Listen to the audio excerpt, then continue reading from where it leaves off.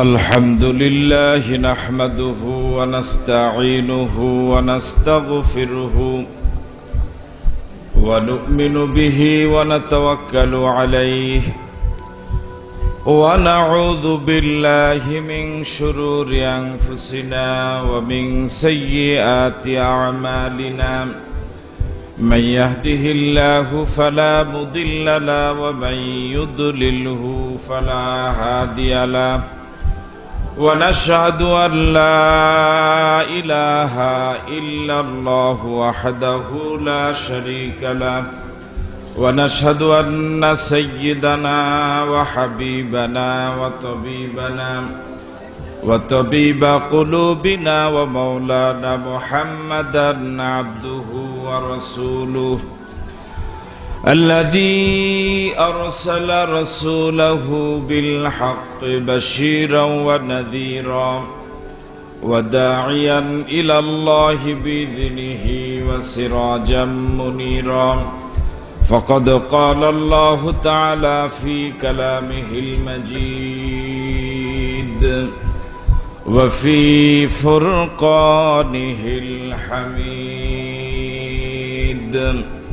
أعوذ بالله من الشيطان الرجيم بسم الله الرحمن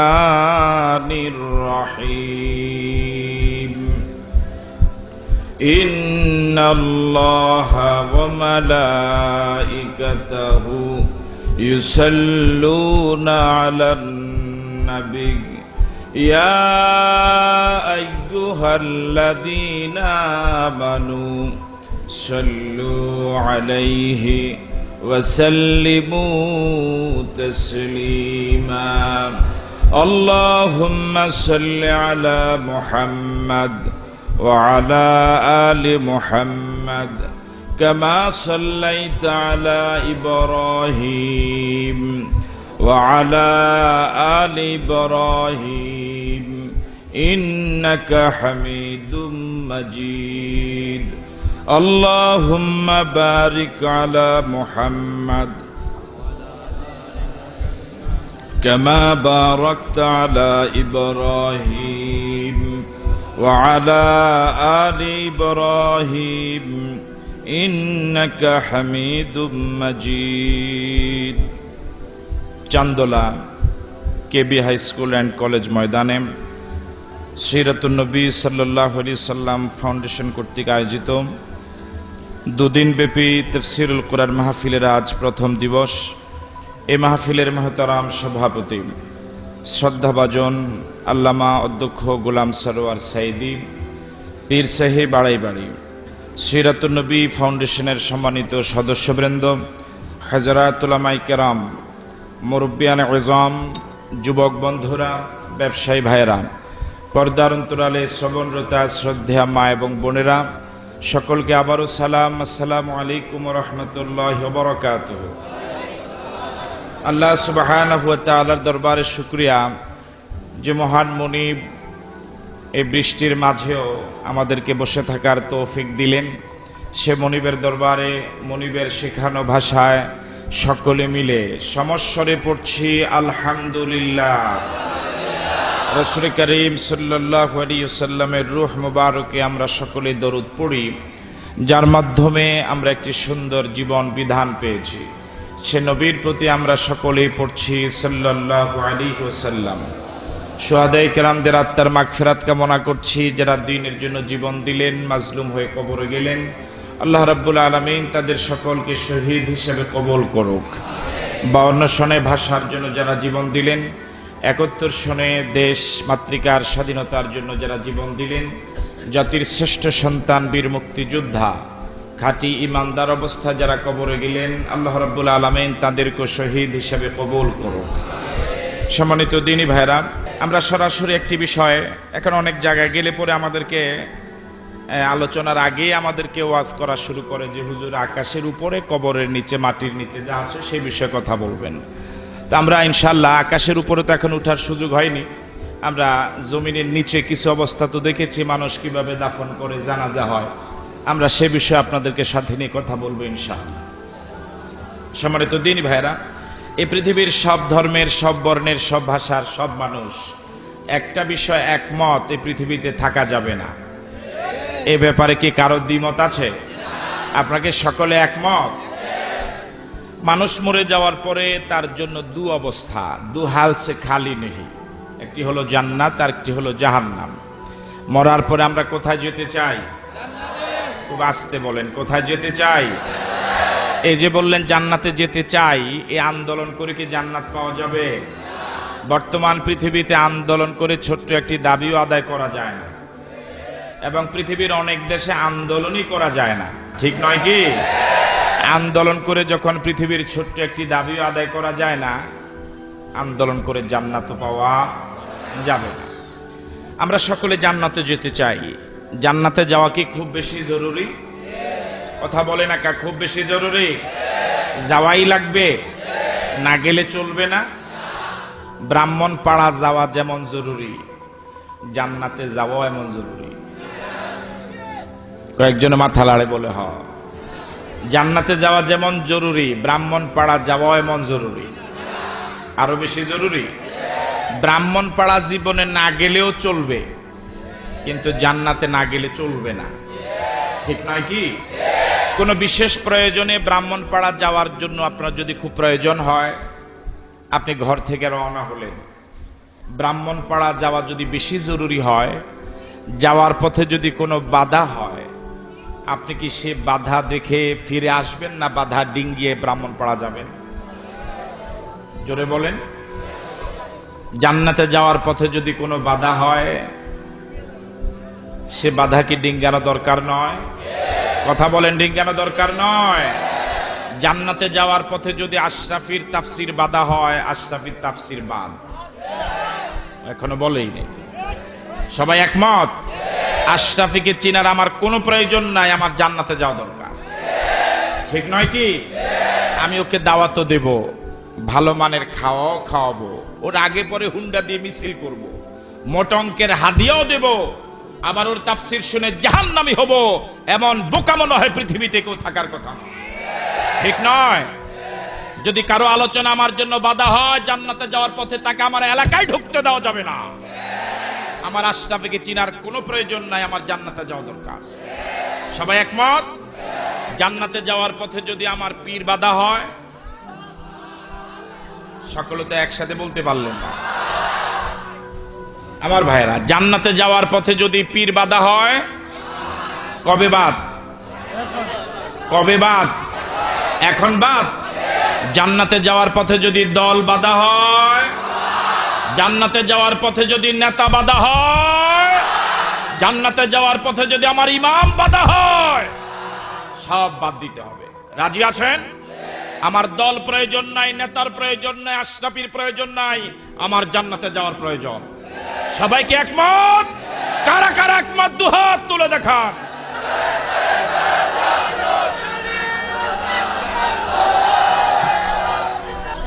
আমার ভাইয়ারাম, জান্নাতের সুদীর্ঘ পথের দীর্ঘ আলোচনা, অনেক সময়ের প্রয়োজন, ততটুকু সময় আমরা পাবো না। জান্নাতের সুদীর্ঘ পথের সূচনা কবর দিয়ে। আমরা আসুন সে কবরের পথ পর্যালোচনা করি। একজন মানুষ যখন মরে যায়, জানাজার পরে দাফন হয়, আপনজনেরা দাফনের পর যখন চলে আসে নির্ধারিত সময়ের পরে, তার কবরে রব্বুল আলামিনের পক্ষ থেকে দুইজন ফেরেশতা আসে। কয়জন? ফায়ুজলিসানিহি।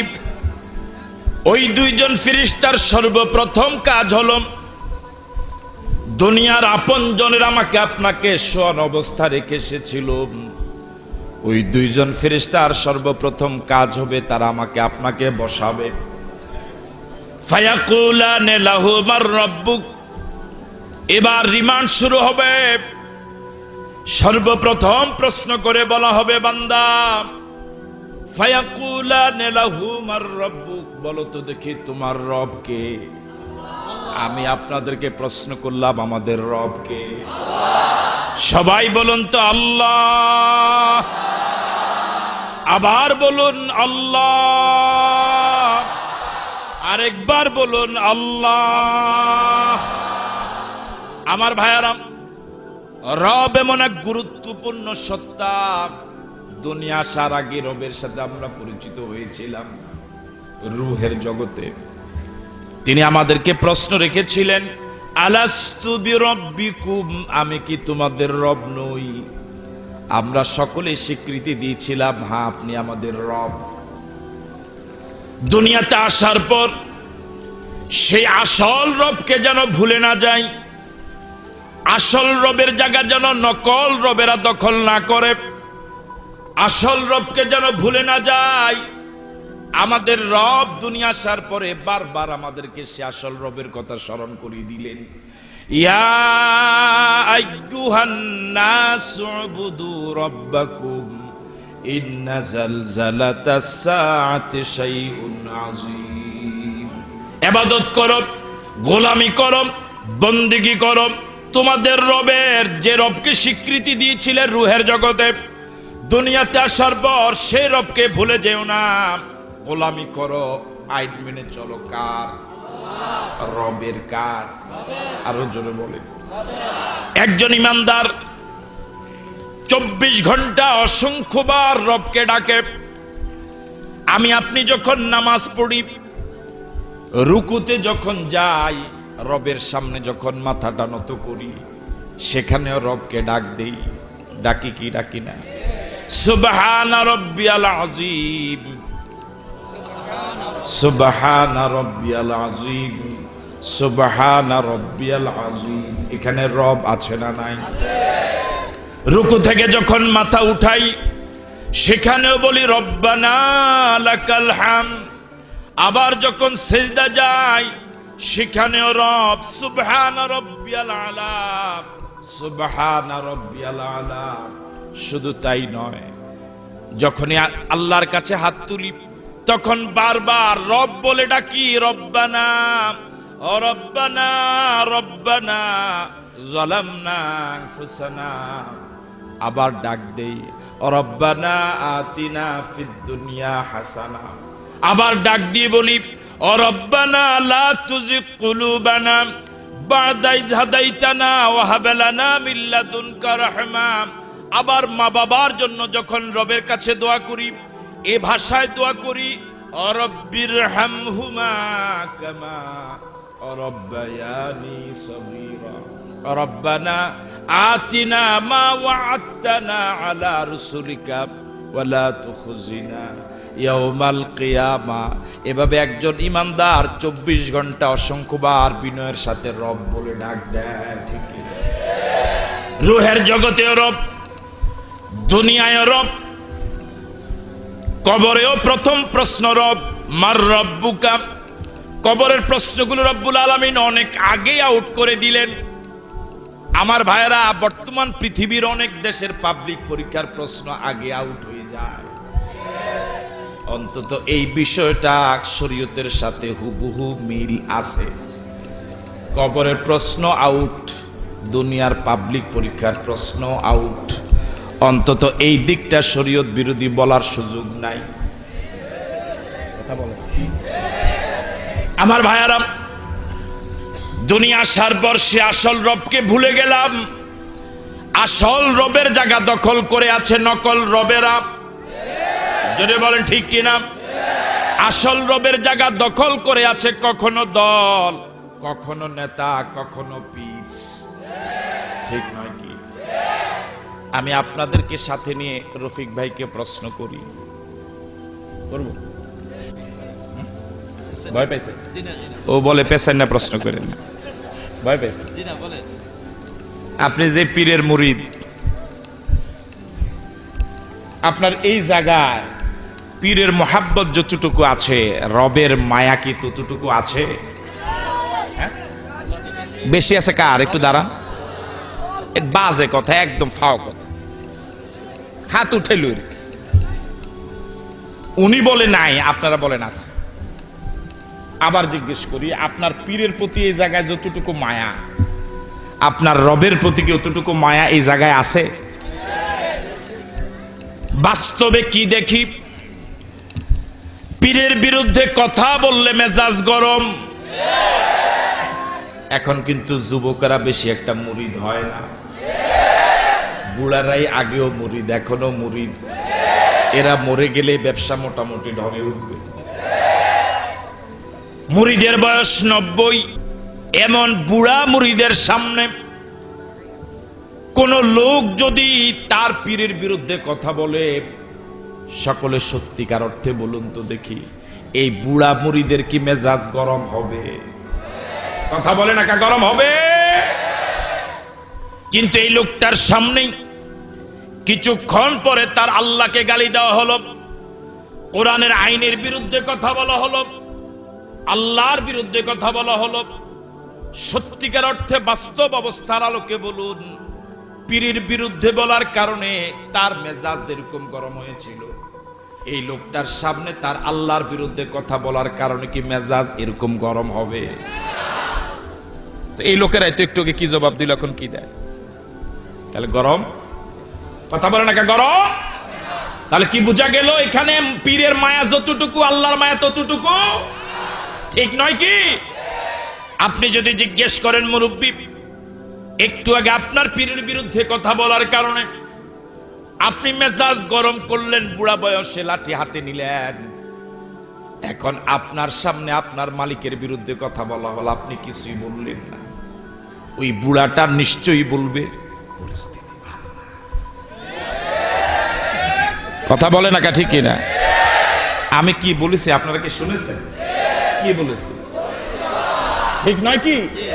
যদি আপনি এই জবাবে সন্তুষ্ট হয়ে চলে যান ভালো, যদি এই জবাব পেয়ে সন্তুষ্ট না হয়ে পাল্টা প্রশ্ন করেন, আবার যদি তাকে প্রশ্ন করেন, এবার হয়তো ওই মুরব্বী বলবে ইন্নাল্লাহা মা'আস সাবিরিন, ঠিক নয়?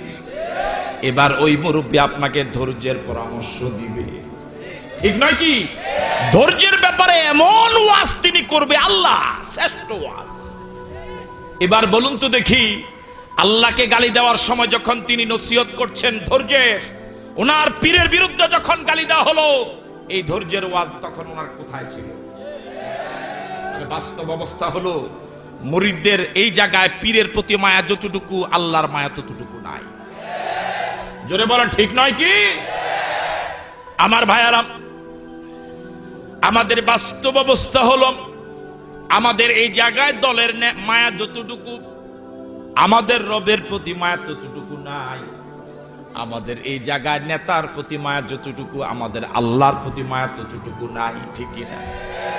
কর্মীর সামনে দলের বিরুদ্ধে কথা বললে, নেতার বিরুদ্ধে কথা বললে মেজাজ গরম করে লাঠি হাতে নেয়, মারামারি করে, এমনকি মামলার প্রস্তুতিও নেয়। একই কর্মীর সামনে যখন তার আল্লাহকে গালি দেওয়া হয়, বিন্দু পরিমাণ প্রতিবাদ করে না, বরং কেটে যায়। তাহলে যে জায়গায় আমার রব পরিপূর্ণ দখলে থাকার কথা ছিল, আমার এই জায়গায় আমার আল্লাহ ঢুকার কথা ছিল, আমার রব এই জায়গায় 16 আনা থাকার কথা ছিল, আমার আসল রব এই জায়গায় থাকার কথা ছিল, এখন আসল রবের জায়গা দখল করেছে নকল রবেরা। কারো কাছে দল, কারো কাছে নেতা, কারো কাছে পীর। ঠিক নয় কি? সত্যিকার অর্থে আপনাদের প্রত্যেকের বিবেকের কাছে প্রশ্ন, এত অসংখ্য মানুষের একসাথে আমি ফতুয়া দেওয়ার যোগ্যতা রাখি না, ফতুয়া আমি সিদ্ধান্ত দিতেও পারবো না। প্রত্যেকে নিজেকে নিজে প্রশ্ন করেন, আমি যেই দল করি ওই দলটার মায়া আমার অন্তরে বেশি না আমার রবের মায়া বেশি?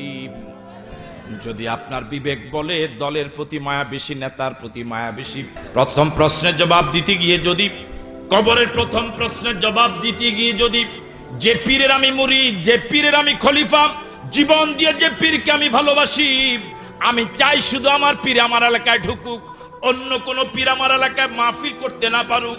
ওই পীরের প্রতি আমার যে দরদ, আমার আল্লাহর প্রতি যদি আমার এতটুকু দরদ না থাকে, মায়া না থাকে, যত নামাজ পড়েন, রোজা রাখেন, প্রথম প্রশ্নের জবাব দেওয়া যাবে না, ঠিক না?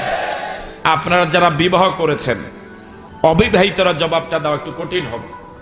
বিবাহিতরা একটু জবাব দেন তো দেখি, 20 বছর যে স্ত্রীর সাথে দাম্পত্য জীবন কাটালেন, 20 বছরে 5-7টা ছেলে মেয়ের বাবা হলেন, আপনার যে স্ত্রী আপনার 5-7টা ছেলে মেয়ের মা হলো, আপনাকে জীবন দিয়ে ভালোবেসেছে, আপনার ঘর দরজা গুছগাছ করেছে, আপনার জামা কাপড় ধৌত করেছে, আপনার পরিবার পরিষ্কার পরিচ্ছন্ন রেখেছে, আপনার লক্ষ লক্ষ টাকার আমানতদারিতে সে রক্ষা করেছে, জীবন দিয়ে যে আপনাকে ভালোবেসেছে। 20 বছর পরে যদি হঠাৎ দেখেন প্রতি সপ্তাহে 5 মিনিট 7 মিনিট করে পরপুরুষকে সময় দেয় একান্তে মোবাইল, আপনি কি 20 বছরের ভালোবাসার কথা মনে রাখবেন না তার সাথে ঝগড়া করবেন? বিবাহিতরা জবাব দেয় না, সব অবিবাহিতরা জবাব দিচ্ছে। 20 বছরের মায়ের কথা মনে রাখবেন না ঝগড়া করবেন? অনেক সময় ঝগড়া তালাকেও রূপ নেয়, ঠিক নয় কি?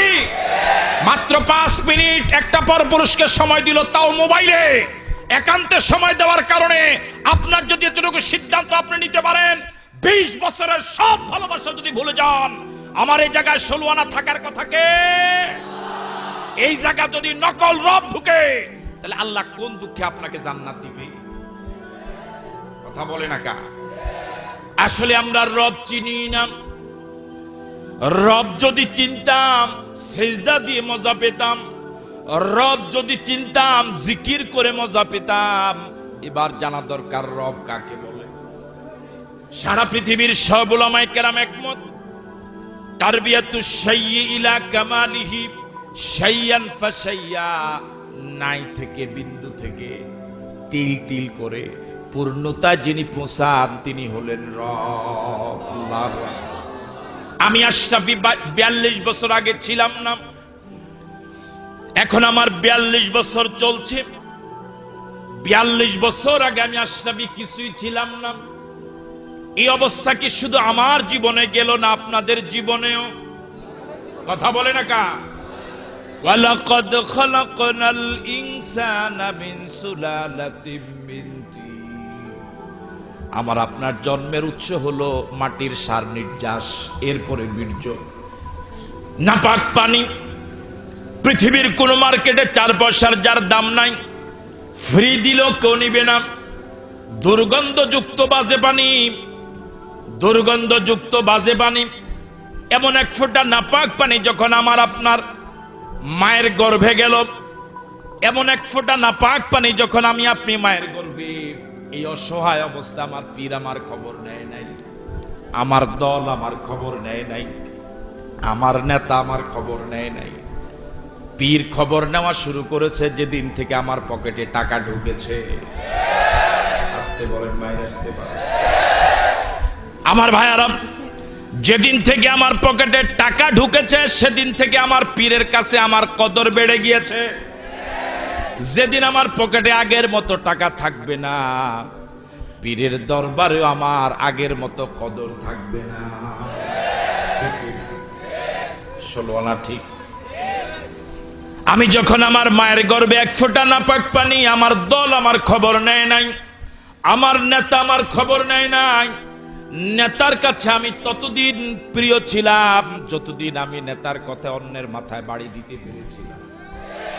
আমার নেতার কাছে আমার কদর ততদিন ছিল যতদিন আমি নেতার কথা নিরপরাধ মানুষদের বিরুদ্ধে মামলা দিতে পেরেছিলাম।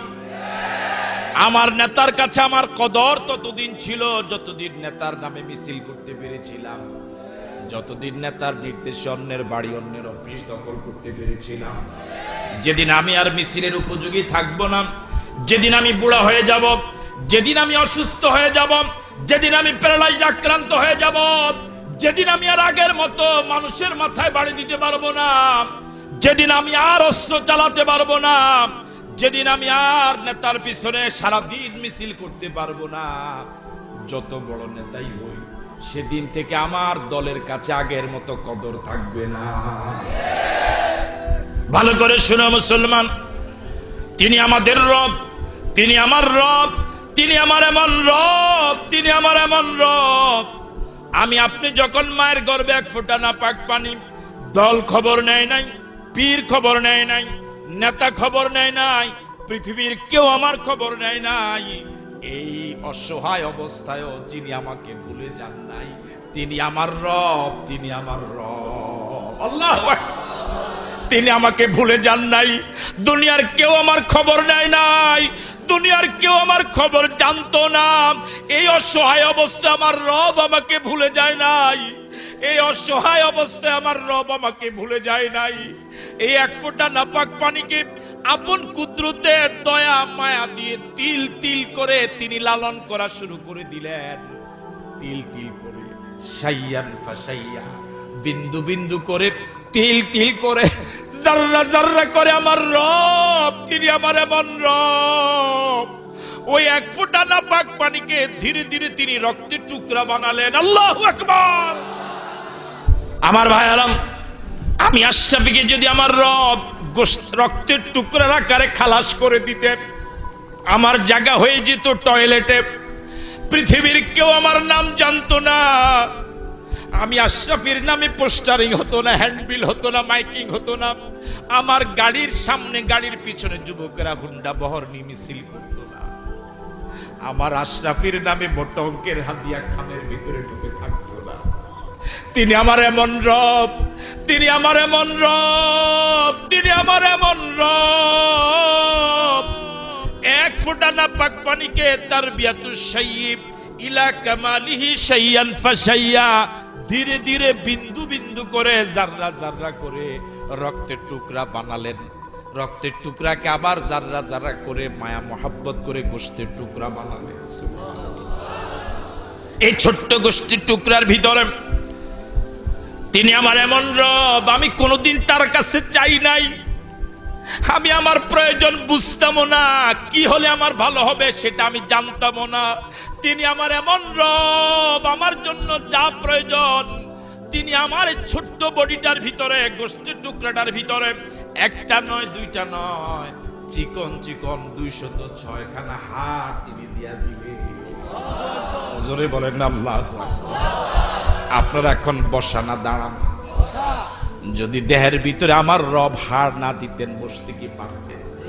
কথা বলে না, বসতে পারতাম না। আমার ভাইয়ারা, এই আঙ্গুলের ভিতরে হাড় আছে না নাই? এর ভিতরে আছে না নাই? পুরা দেহের ভিতরে অসংখ্য হাড়। সব জায়গার হাড় একরকম নয়। কোন জায়গার হাড় কেমন হওয়া দরকার আমি জানতাম না। আমার মা জানতো না, বাবা জানতো না। তিনি আমার এমন রব, তিনি আমার এমন রব। আমার অঙ্গে যে জায়গায় যে পরিমাণ যতটুকু হাড় দেওয়া দরকার, আঙ্গুলের হাড় একরকম, এই জায়গার হাড় আর একরকম, পেট বুকের হাড় একরকম, হাঁটুর নিচের হাড় একরকম, হাঁটুর উপরের হাড় একরকম, মাজার হাড় একরকম, মেরুদণ্ডের হাড় একরকম। তিনি আমার দেহে যে জায়গায় যেমন হাড় দেওয়া দরকার ওই পরিমাণ পুরুত্ব ঘনত্ব পরিমাণ হাড় দিয়া যিনি আমার দেহটাকে সৃষ্টি করলেন, তিনি আর কেউ নন, তিনি আমার রব। জোরে বলেন না আল্লাহু আকবার। আমার ভাইয়ারা, এই হাড়গুলোর উপরে যদি তিনি গোশত দিয়া লেপ না দিতেন, হাড়গুলো ভেসে থাকতো। তিনি আমার এমন রব। সুম্মা কাসাউনাল ইযামা লাহমা, 206 খানা হাড়ের উপরে তিনি গোশত দিয়া লেপ দিয়া দিলেন। আমার ভাইয়ারা, হাড়ের উপরে গোশত দিলেন। গোশতের উপরে যদি তিনি চামড়া দিয়া কভার না দিতেন, গোশতগুলো খসে খসে পড়ে যেত, গোশতগুলো পছন্দ ধরতো, দুর্গন্ধ হয়ে যেত। আমি সমাজে বসবাসের উপযোগী থাকতাম না, সমাজে কেউ আমাকে জায়গা দিত না। তিনি আমার এমন রব, তিনি আমার এমন রব। ওই গোশতের উপরে একটা মাত্র চামড়া দিয়া পুরা প্যাকেট করে দিলেন, কভারজাত করে দিলেন।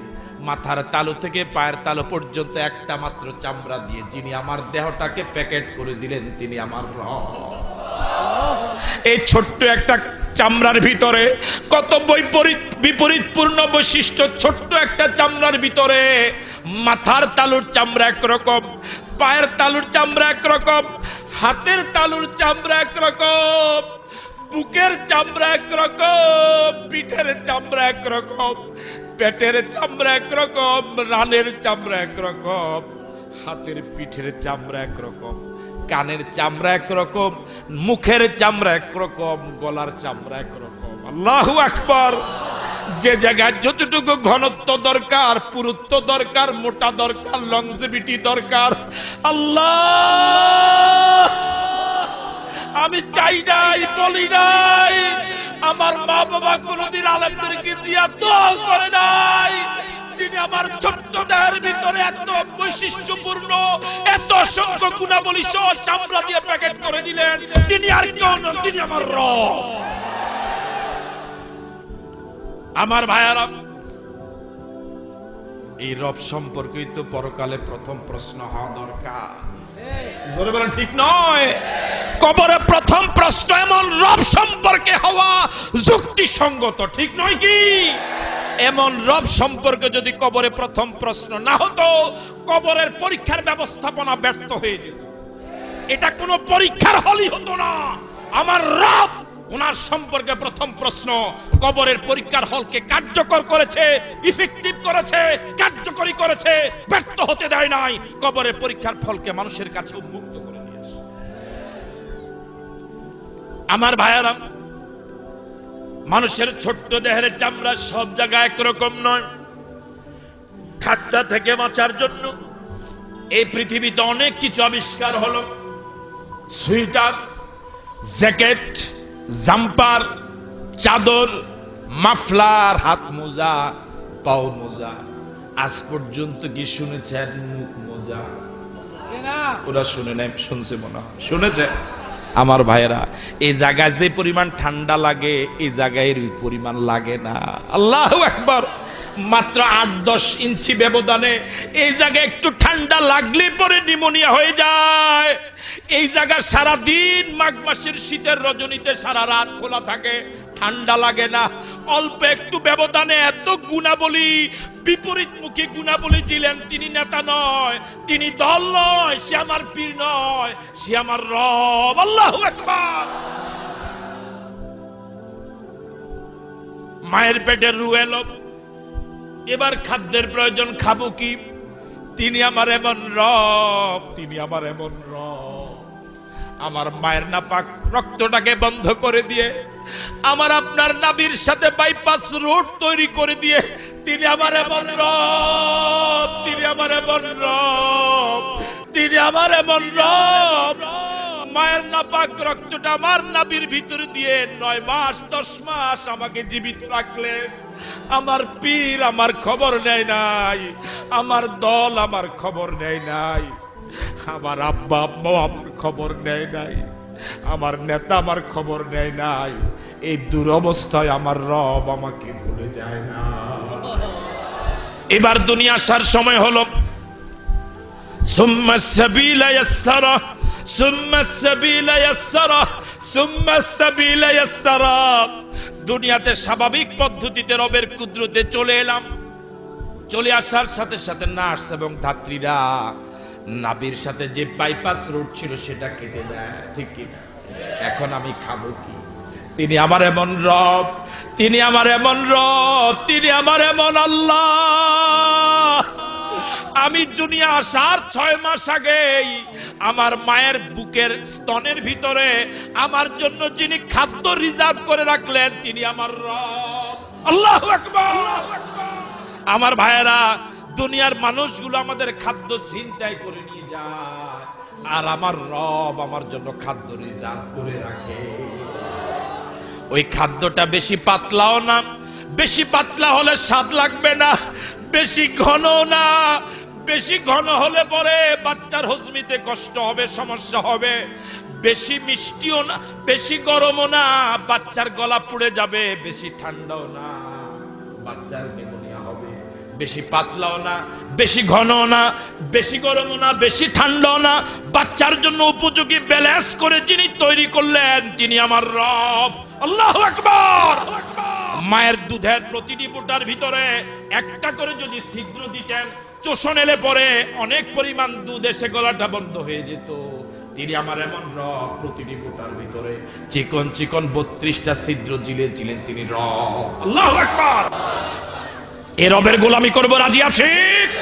সবাই রাজি আছি?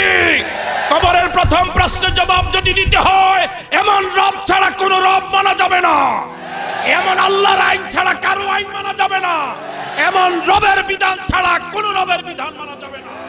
এমন রবের সামনে মাথা নত করা ছাড়া কারো সামনে মাথা নত করা যাবে না। এমন রবের জন্য জীবন দেওয়া ছাড়া কারোর জন্য জীবন দেওয়া যাবে না। রাজি আছো মুসলমান? কারা কারা রাজি? দুহাত তুলে দেখাও।